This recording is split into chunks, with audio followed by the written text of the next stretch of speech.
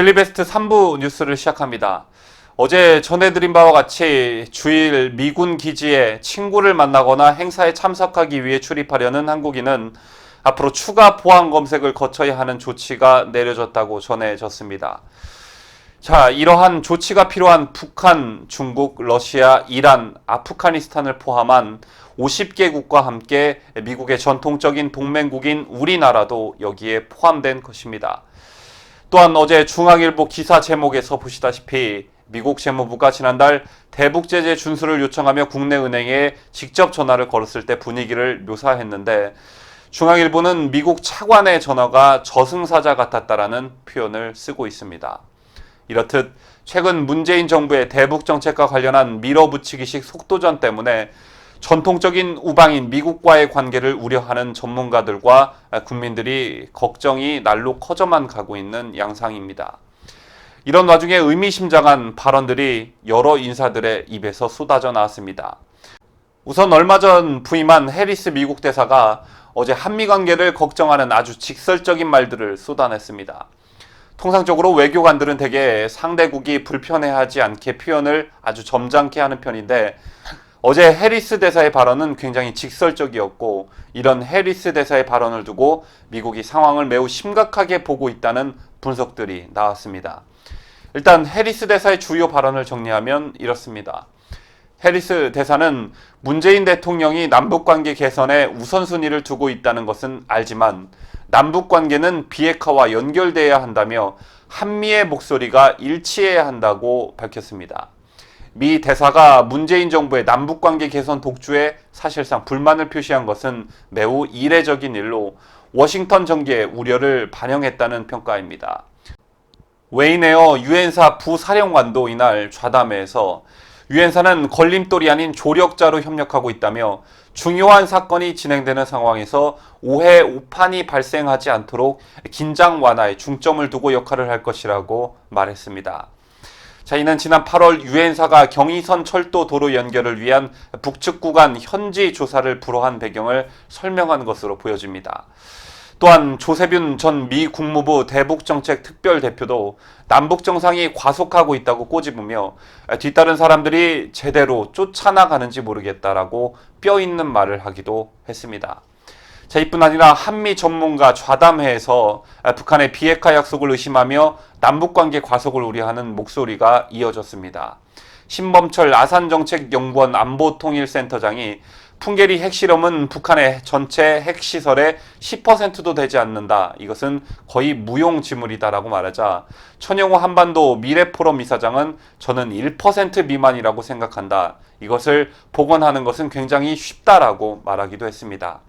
이뿐 아니라 현직에 있는 조태열 유엔 주재 한국 대사도 남북철도 도로 연결 사업의 대북 제재 위반 여부에 대해 사업이 본격 진행되면 제재 위반 소지가 있을 수 있다고 밝혔고, 미국의 대북 제재를 어기지 않고서는 사업이 불가능하다고도 했습니다. 또한 올해 유엔 대북 인권 결의안이 채택될 것으로 본다고 말하기도 했습니다. 앞서 최근 논란이 되고 있는 문재인 정부의 대북 정책과 관련한 밀어붙이기식 속도전으로 한미 동맹에 대한 우려들이 쏟아져 나오고 있는 가운데, 청와대가 현실 인식을 제대로 하고 있지 못하고 있다는 점이 그대로 노출돼 논란이 될 것 같습니다. 자, 이러한 논란의 중심에는 김의겸 청와대 대변인이 한미 관계 균열을 우려하는 언론을 향해 한미 관계는 최상이니 이제 걱정을 내려놓으시다라고 말했기 때문입니다.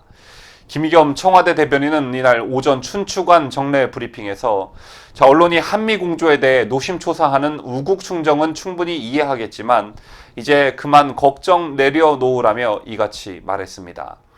김 대변인은 걱정을 내려놓으라면서 직접 조선일보와 중앙일보라는 언론사명을 거론하기도 했습니다. 김 대변인은 이 같은 설명에 앞서 오늘 조선일보와 중앙일보가 철도와 도로 관련해 한미 공조에 이상이 있고 균열이 생긴 것처럼 보도했다며, 되짚어보면 해당 언론은 한 달여 전에 남북 공동연락사무소 개소를 두고도 똑같은 내용의 기사를 썼다고 말했습니다. 김 대변인은 당시 신문기사를 직접 보여주기도 했습니다. 또한 남북관계 개선은 북핵 프로그램 해결과 별개로 진전될 수 없다는 미 국무부 발표가 나오자 청와대는 자동 판매기처럼 튀어나오는 문장이라고 평가절하했습니다.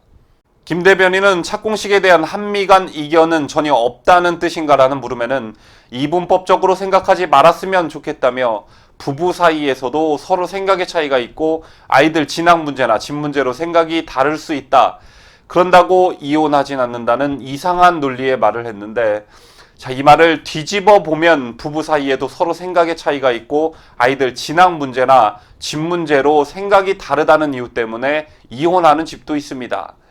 자, 이 같은 김의겸 대변인의 발언이 얼마나 청와대가 현실 인식을 제대로 못하고 있는지를 여실히 보여주고 있다고 할 수 있습니다.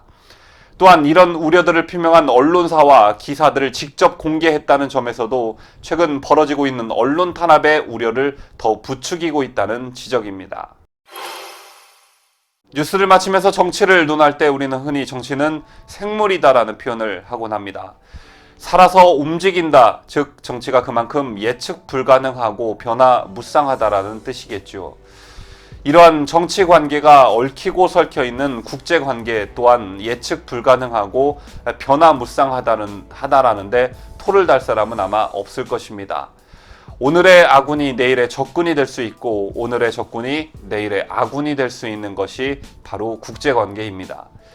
베트남 전쟁으로 오랜 기간 대립했던 미국과 베트남은 남중국해 영유권 문제를 둘러싸고 갈등을 벌이고 있는 중국에 대응하기 위해 첨단 무기가 필요했고, 베트남은 전쟁 종전 41년 만에 미국 무기 수출을 허용했습니다. 40년 전 적이었던 베트남과 미국이 손을 잡은 이유는 중국을 견제해야 한다는 공동의 목표가 있었기 때문이었습니다. 자, 이렇게 국제관계는 나라와 나라의 이해득실에 따라 변화하기도 합니다. 오랜 전통적 우방인 우리나라와 미국이 손을 잡고 있는 것은 여러 가지 전략적 판단과 이유들이 존재하겠지만 가장 큰 이유는 마주하고 있는 북한의 공산주의를 경계하고 자유민주주의를 수호하려는 양국의 공통된 인식이 맞아떨어졌기 때문일 것입니다. 그런데 이런 공통된 인식을 당사국인 한국이 등한시하고 북한과 손을 잡는 데 눈이 멀어 동맹국인 미국에 소홀히 한다면 앞으로의 상황은 어떻게 전개될지 아무도 모르는 일입니다. 미국과 베트남이 그랬던 것처럼 말입니다.